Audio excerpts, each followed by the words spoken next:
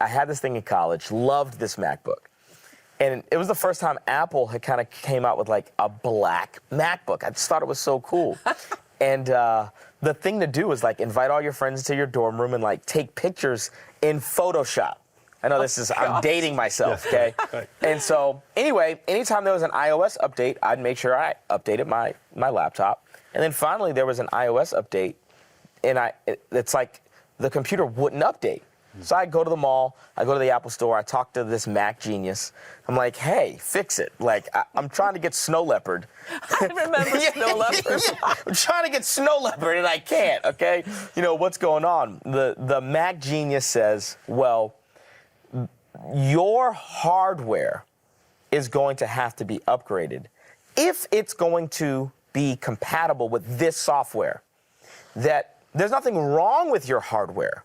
However, for new software to be available, you are not going to just update this computer. You have to get a whole new one. I think sometimes in church, we offer people new thoughts, but we don't offer them a new mind. Wow. Yeah. Because the mind of Adam will always produce bitterness, anger, strife, insecurity, condemnation. These are the things that the mind of Adam will produce.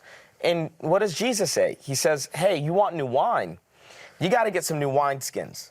That if you want the software, you got to get an upgrade in your hardware. And so there's a journey from the mind of Adam to the mind of Christ. The mind of Adam is full of independence. Well, independence from who? Independence from God.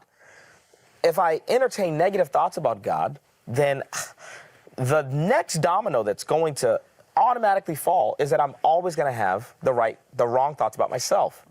I cannot form healthy identity if I've rejected the truth about who God is. And so that's insecurity. And then lastly, if I have the wrong thoughts about God and the wrong thoughts about myself, then I'm inevitably going to have the wrong thoughts about other people. Yeah. Which means I'm going to isolate. I'm either going to idolize people, I'm either going to be jealous of people, I'm going to compare myself to people.